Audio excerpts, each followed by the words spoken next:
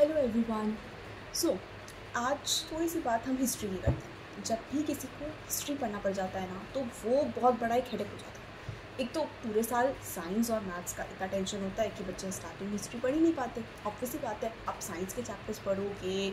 Ninth class की अगर मैं पर्टिकुलरली बात करूँ, वैसे तो हर क्लास में ये ट्रू होता है, बट अगर मैं नाइन्थ क्लास की बात करूँ तो नाइन्थ की साइंस मैथ्स वो इतनी डिफिकल्ट होती है। बच्चा वो पढ़े, वो हिंदी इंग्लिश तो कभी पढ़ता भी नहीं है वैसे देखा जाए तो। ज़्यादातर उसके साइंस और मैथ्स में पूरा टाइम निकल जाता है। एसएसटी में भी ये होता है कि pol science is still an easy thing, economics easy होती है और जोग्राफी भी इतनी ईजी होती है कि हम तब भी कनेक्ट करके लिख लेते हैं। लेकिन जब बात आती है हिस्ट्री की, तो हिस्ट्री सबसे पहले सर दर्द करती है। एक तो it's difficult to read the chapters. आप चैप्टर रीड करने जाओ तो आपको समझ नहीं आता। आप चैप्टर रीड करो तो आपको नींद आ जाने लग जाती है। क्लास में यूजुअली हिस्ट्री इतनी इंटरेस्टिंग बन नहीं पाती कि हम क्लास में पढ़ा हुआ ही याद रख सकें। और फिर हिस्ट्री के चैप्टर्स पढ़ो तो सबसे बड़ा टेंशन ही होता है कि इतने सारे चैप्टर्स, सबके अलग इवेंट्स, और एक ही चैप्टर में इतने सारे अलग अलग इवेंट्स। और वो भी कई बार ऐसा होता है कि चैप्टर्स ना लाइंड अप होकर इवेंट्स नहीं देते।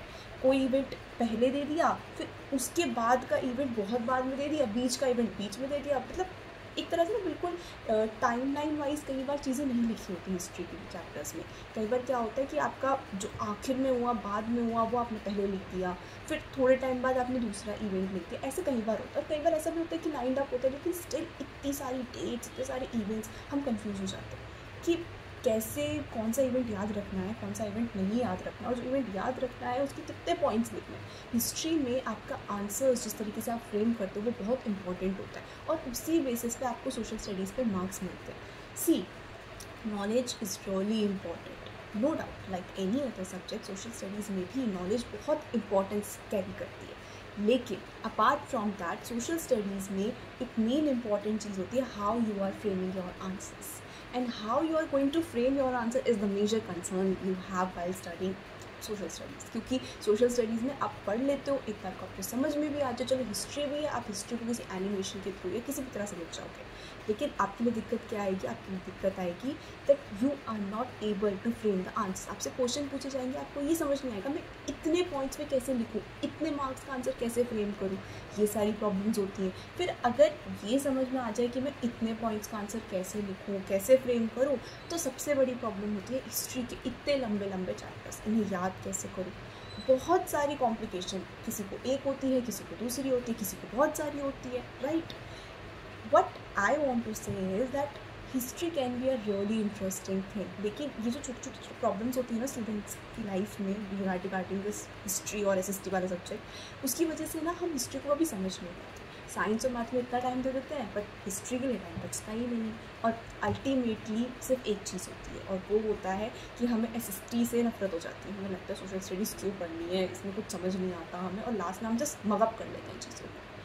What I intend to do is that I try कि मैं हिस्ट्री इस तरीके से आपको एक्सप्लेन करूँ that you all would be able, जो भी वीडियो देखे, you all would be able to not only understand whatsoever is there in your book in simple words, but also you all will be able to frame your answers accordingly. So I'll just try to cover the lessons. First I'll cover history because history सबसे ज़्यादा typical part लगती है social studies का.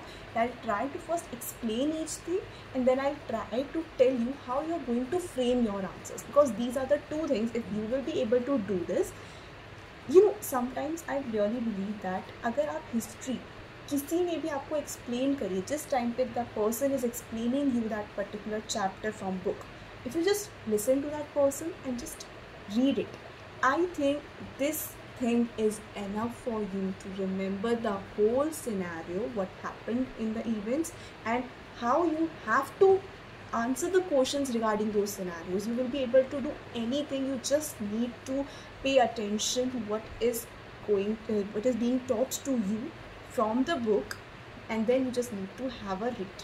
If you are reading your NCERT once after a single topic has been taught to you, that's more than enough for you to not only pass the exam but actually to get very good percentage in history. And that's not the only motive I have to make you get good marks in history or social science, but my motive is to make you understand that actually history is a very interesting subject. The only problem we face is that we actually don't know how to study it and how to use it in our practical life as well as in the exams that we all need to give. So let's start this journey, and we will be starting with French Revolution as our first chapter.